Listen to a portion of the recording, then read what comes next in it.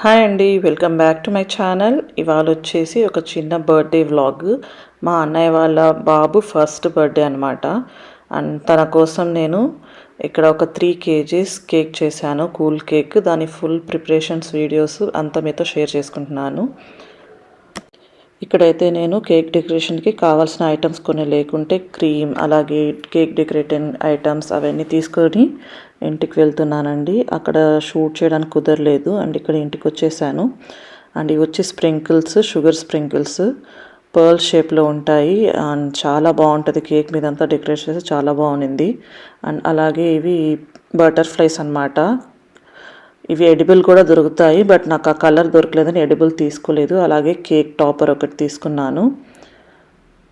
And ఇది వచ్చేసి pineapple essence and food colour.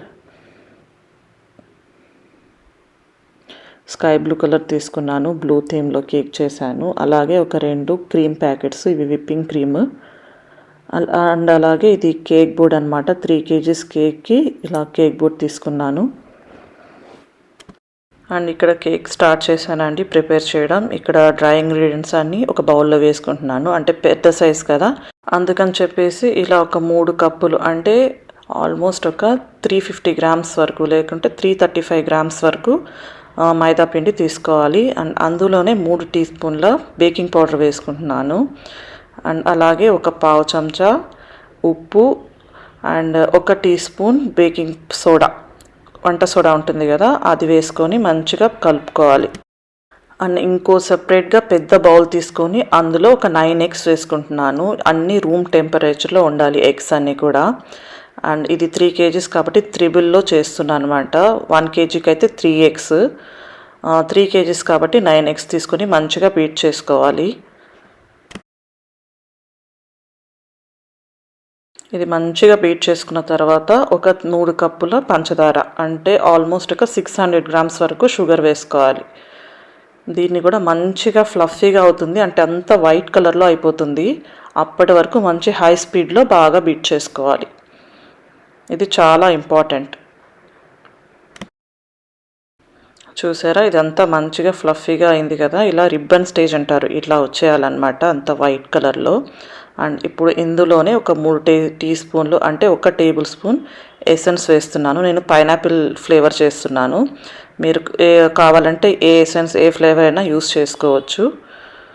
And అలాగే 1.25 కప్పు ఆయిల్ యూస్ చేస్తున్నాను. నేను సన్ఫ్లవర్ ఆయిల్ వేస్తున్నాను, బటర్ వేయకూడదండి. ఎప్పుడు కూడా కూల్ కేక్స్లో ఆయిల్ మాత్రమే యూస్ చేయాలి. దీన్ని కొన్ని సెకండ్ల పాటు బీట్ చేసుకోవాలి, మరీ ఎక్కువ బీట్ చేయకూడదు ఆయిల్ అంతా వేసిన తర్వాత.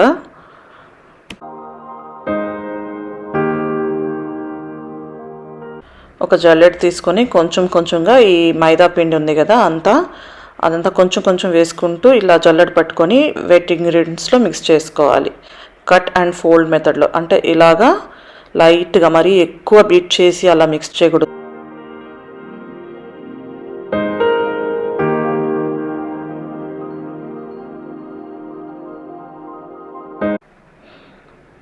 అండ్ ఇలా కొంచెం కొంచెంగా పిండి వేసుకుంటూ కలుపుకోవాలి, ఉండలు లేకుండా కలుపుకోవాలి. అండ్ ఇందులోనే 1 కప్పు పాలు వేసుకోవాలి, గోరువెచ్చని పాలు ఉంటాయి కదా, ఆ పాలు కూడా వేసి మిక్స్ చేసుకోవాలి. పాలు కూడా ఒకేసారి వేయకూడదు, కొంచెం కొంచెంగా వేసుకుంటూ మిక్స్ చేసుకోవాలి. ఇది పెద్ద కేక్ కనుక, ఒక 3 kgs కేక్ కనుక ఇలా బ్యాచెస్లో వేసుకుంటున్నాను. ఒక 1 kg అయినా అంతే, మీరు కొంచెం బ్యాచెస్గా వేసి చేసుకుంటే మంచిగా మిక్స్ అవుతుంది. పిండి అంతా ఆ వెట్ ఇంగ్రీడియంట్స్లో మంచిగా మిక్స్ అవుతుంది. చూసారా, మన బ్యాటర్ అంతా లైట్గా ఫ్లఫీగా మంచిగా రెడీ అయిపోయింది. అండ్ ఇక్కడ నేను 9 ఇంచ్ సైజు కేక్ టిన్ తీసుకుని దానికి ఆయిల్ రాసి బటర్ పేపర్ వేసాను. మొత్తంగా మంచిగా కేక్ మంచిగా ఉడుస్తుంది. అండ్ ఇందులో సగం వరకు ఇలా సగం బ్యాటర్ అంతా ఇందులో వేసేసి బేక్ చేసుకున్నాను. నేను 2 బ్యాచెస్లో బేక్ చేసుకున్నాను, అంటే నా అవెన్ చిన్నది, ఒక టిన్ మాత్రమే సరిపోతుంది, అందుకే 2 బ్యాచెస్లో బేక్ చేసుకున్నాను. ఇది ఆల్మోస్ట్ 40 to 45 మినిట్స్ టైం పడుతుందండి బేక్ అవ్వడానికి. ఇలా చూసారా, స్కీవర్ కానీ ఒక నైఫ్ కానీ గుచ్చితే అది నీట్గా రావాలి. దానికన్నా పిండి అండితే మీరు ఇంకొంచెం సేపు బేక్ చేసుకోవాలి. ఇక్కడ నేను మంచిగా బేక్ అయిపోయింది అండ్ తీసి పక్కన పెట్టేశాను. అండ్ నెక్స్ట్ ఆ బ్యాచ్ కూడా వేసేసి బేక్ చేసుకున్నాను ఆ కేక్ కూడా. మనం సెకండ్ బ్యాచ్ వేసేటప్పుడు పిండిని ఇంకొంచెం మిక్స్ చేసి వేసుకోవాలి, సెటిల్ అయిపోతుంది అంతా లేకుంటే అది. సో ఇది కూడా సెకండ్ కేక్ కూడా మనది మంచిగా బేక్ అయిపోయింది. దీన్ని మంచిగా పూర్తిగా చల్లారనివ్వాలన్నమాట. మన 2 కేక్స్ రెడీ అయ్యాయి కదా. అండ్ ఎప్పుడు కూడా ఇంకా మంచిగా క్లింగ్ ర్యాప్ వేసి ఒక 4 అవర్స్ పాటు ఫ్రిడ్జ్లో పెట్టి కట్ చేసుకుంటే మనకి కేక్ అనేది మంచిగా కట్ అవుతుంది. అండ్ ఇక్కడ నేను వచ్చేసి ఇంకా కేక్ని ఐసింగ్ చేయడం స్టార్ట్ చేశాను. ఇది మంచిగా అంతా పైనంతా లెవెల్ చేసుకోవాలి, మంచిగా కట్ చేసుకొని. ఒక 2 లేయర్స్ లేదా 3 లేయర్స్ అయినా మీరు కట్ చేసుకోవచ్చు. నేను పెద్ద కేక్ కాబట్టి 2 లేయర్సే కట్ చేశాను.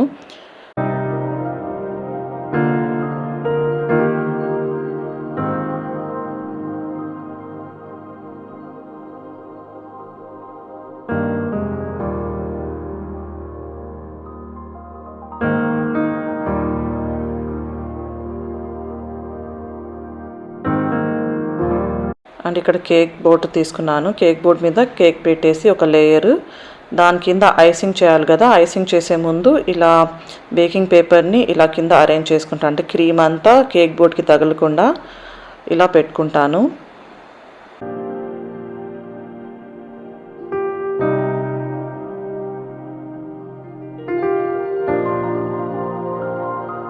ఇక్కడ సింపుల్ సిరప్ వేస్తున్నాను. సింపుల్ సిరప్ అంటే షుగర్ సిరప్ అండి. ఇందులో 1.5 కప్పు వరకు పంచదార వేసుకొని, అలాగే 3 కప్పుల వాటర్ వేసుకొని, పంచదార అంతా కరిగే వరకు బాయిల్ చేసుకుని స్టవ్ ఆఫ్ చేయాలి. ఇది పూర్తిగా చల్లారిన తర్వాతే ఇలా కేక్ మీద వేసుకోవాలి. కేక్ అంతా మంచిగా సోక్ చేసుకోవాలి.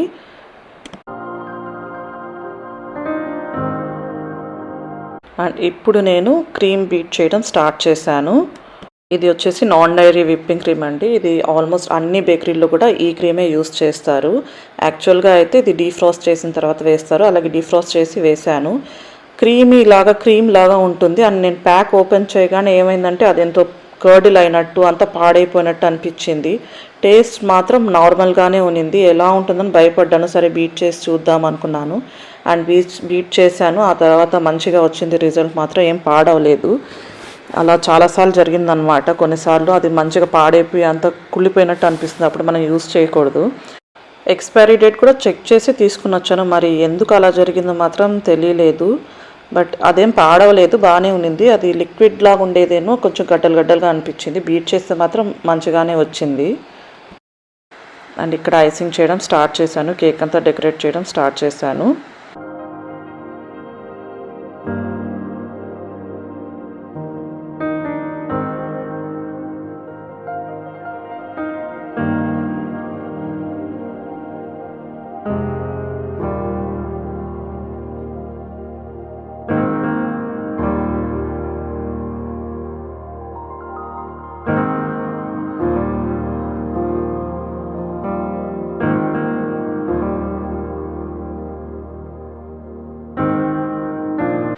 అండ్ ఇక్కడ క్రమ్ కోట్ అంటారు కదా, క్రమ్ కోట్ చేసేసాను. అంత మంచిగా క్రమ్ కోట్ చేసి రెడీ చేశాను. అండ్ ఇప్పుడు ఓమ్బ్రే ఎఫెక్ట్ ఇద్దామని కొంచెం క్రీమ్ తీసుకొని, అలాగే డార్క్ కలర్ నుంచి డార్క్ షేడ్ నుంచి లైట్ షేడ్ వరకు అలా ఐసింగ్ చేసుకుంటూ వెళ్ళాలన్నమాట. దాన్ని ఓమ్బ్రే ఎఫెక్ట్ అంటారు.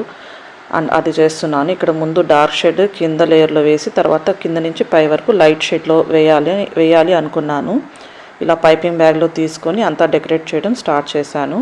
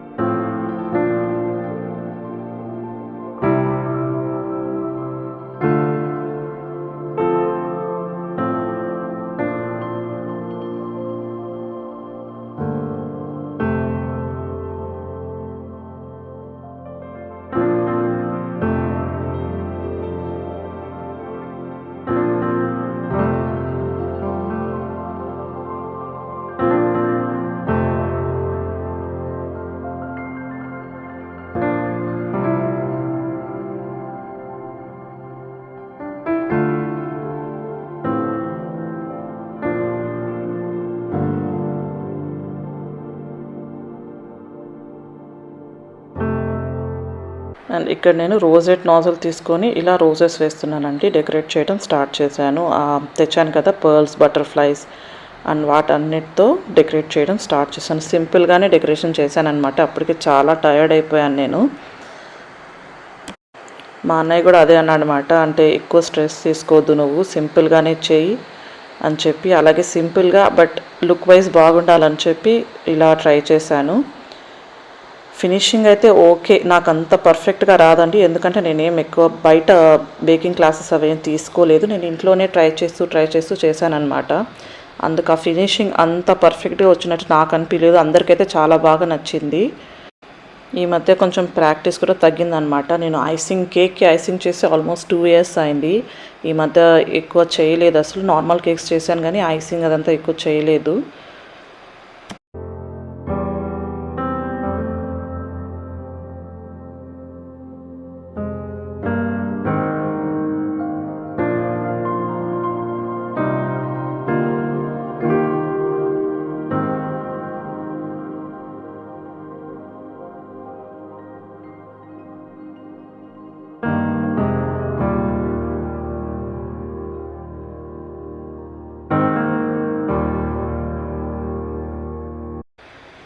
మొత్తానికి కేక్ చేయడం అయితే పూర్తయింది. అండ్ మీకు ఈ కేక్ ఎలా అనిపించిందో నాకు తప్పకుండా కామెంట్స్లో చెప్పండి.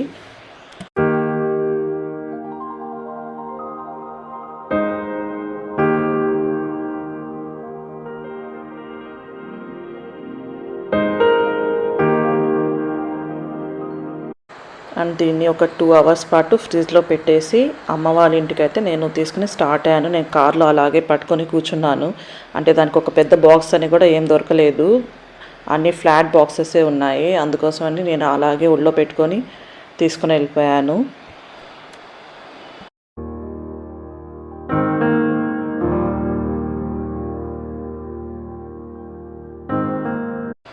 అండ్ అమ్మ అయితే ఇక్కడ టేస్టీగా చికెన్ ఫ్రై, అలాగే చికెన్ బిర్యానీ, బగారా బైగన్ అంటే వంకాయ కూర, అలాగే పెరుగు పచ్చడి అన్ని టేస్టీగా చేసి పెట్టారనమాట. అండ్ ఇక్కడ బర్త్డే కూడా స్టార్ట్ అయింది. ఇవన్నీ నేనేం షూట్ చేయలేదు. సో అంతే అండి ఇవాల్టి వీడియో. ఈ వీడియో నచ్చిందో లేదో నాకు కామెంట్స్లో చెప్పండి. అండ్ నా ఛానల్కి ఈ వీడియో కనుక నచ్చితే ఖచ్చితంగా సబ్స్క్రైబ్ చేసుకోండి. Thank you.